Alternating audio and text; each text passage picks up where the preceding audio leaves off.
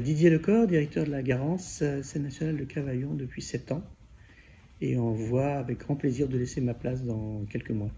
Je suis donc Cyril Assiander, je suis directeur adjoint du pôle scène conventionnée d'intérêt national en territoire et directeur de la bibliothèque Armand Gatti, qui est un centre des écritures contemporaines et des arts de la rue. Ludivine Venet, je suis là depuis le début, c'est-à-dire presque bientôt 6 ans, donc à la Déviation, à l'Estac, à Marseille, quartier nord.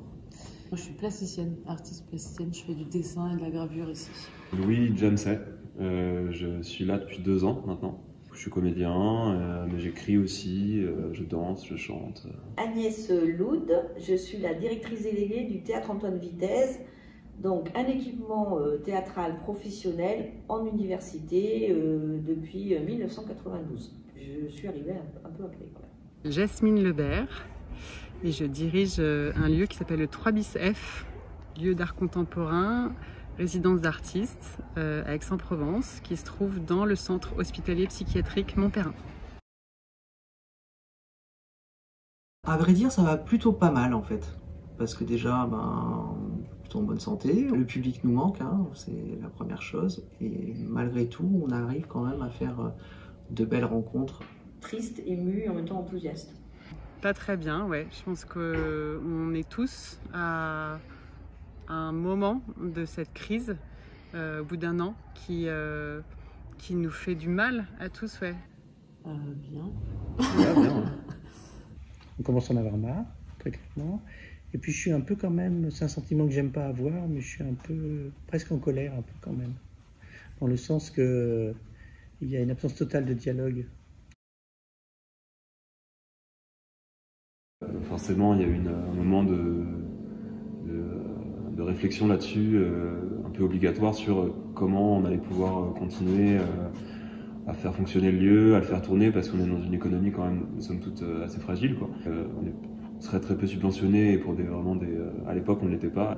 On s'est aussi mis à fabriquer du pain et à le vendre. Et fabriquer une boulangerie. Fabriquer une boulangerie aussi, pour fabriquer du pain. On trouve vraiment un espace pour ça, et c'est aussi ce qui nous a permis de maintenir le lien avec les habitants. Le pain a donné le pas aussi à ce qu'on vende des légumes et d'autres produits, du vin naturel choisi par un de nos voisins, Rudy, parce que sinon on aurait fait quoi? On aurait été reclus dans nos ateliers à faire nos petits trucs, parce qu'en plus on pouvait pas accueillir des artistes en résidence. Après, on a pu le faire, heureusement. Donc ça a pu reprendre. On a pu croiser de nouveau des artistes, quoi. Ça a pu maintenir les répétitions, des temps d'accueil. Personne n'est tombé malade dans l'équipe, personne des gens qu'on a eu.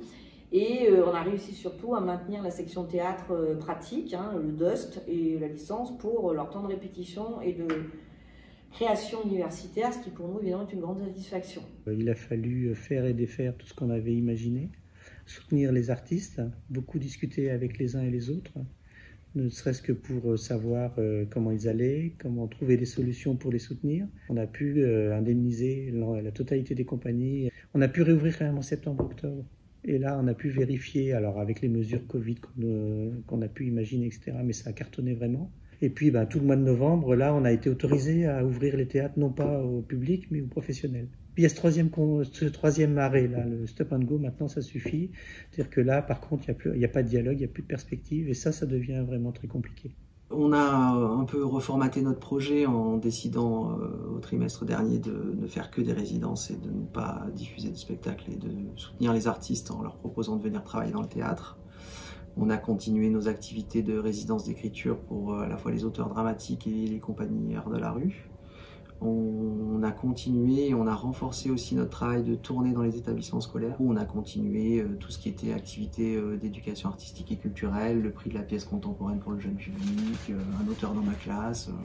On est un lieu atypique de par à la fois notre activité mais surtout notre implantation dans l'hôpital psychiatrique. On est un lieu de vie qui est amputé d'une partie de son lieu de vie, puisque au quotidien nous accueillons les patients de l'hôpital qui viennent librement au 3 bis F pour un café ou pour participer à un atelier qu'on appelle des sessions, qui sont des ateliers de partage de la création. Tous les artistes qui viennent travailler ici mettent en partage la création. Tout le principe du lieu repose sur des croisements entre des personnes qui, a priori, ne se croisent pas forcément. Cette activité, ce cœur de projet de rencontre et de décloisonnement, il est mis à mal, mais l'activité artistique et le lieu de vie perdurent et l'activité de résidence a lieu. Je flipperai. Il faut faire.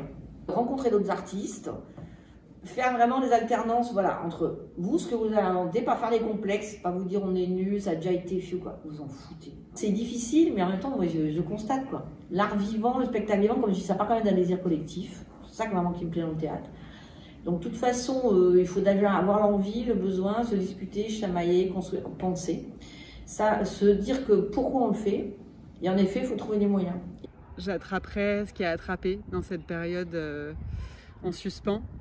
Il ne s'agit pas de se réinventer, je pense qu'il s'agit d'optimiser et de tenter de rencontrer ce qui, pas uniquement un environnement institutionnel, mais des personnes. Ne pas baisser les bras et de se dire, voilà, la situation est celle-ci, c'est comment on nous dit qu'il faut que demain ne devra pas être comme hier, ok, mais comment fait-on? Et à ce moment-là, si on reste chacun chez soi, si on est là à se tourmenter sur soi-même, on n'y arrivera pas, on ne trouve pas de solution. Donc aller à la rencontre des autres et puis trouver des solutions, ou en tout cas réfléchir à comment on va pouvoir réagir. Autant utiliser cette période pour produire des choses que j'aurais jamais eu le temps de faire. C'est pas tellement si j'ai envie d'émerger, parce que voilà. Donc ça un peu, moi, c'est un peu confirmé un rapport à l'art que je veux pas forcément dans un rapport à la production, quoi, dans un rapport au marché. En habitant la déviation, c'est une espèce de, c'est un projet politique de vie aussi en communauté. On paie moins pour vivre, pour travailler, pour avoir des espaces de travail. C'est aussi l'endroit, cette crise qu'on traverse, peut-être l'endroit où l'occasion d'une remise en question de soi-même, hein, à la fois comme artiste émergent, mais aussi des opérateurs culturels. Pour trouver une autre modalité de relation à la culture. Moi je rêve pas beaucoup, je le fais.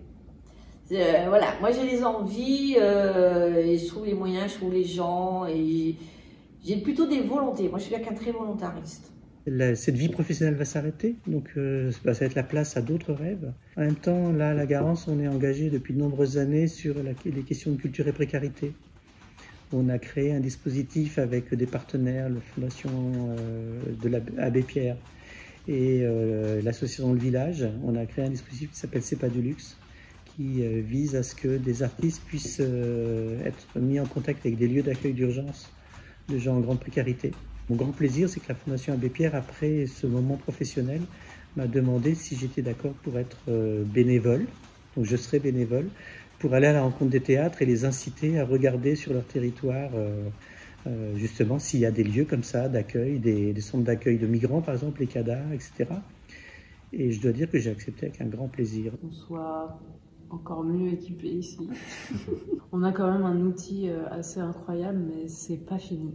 Et il y a encore pas mal de chemin aussi pour rembourser tous ces prêts, etc. Je ne sais pas, je crois que c'est le problème, c'est que je rêve à rien. Et ça me fait très peur quand je dis ça. Je rêve d'océan. Voilà.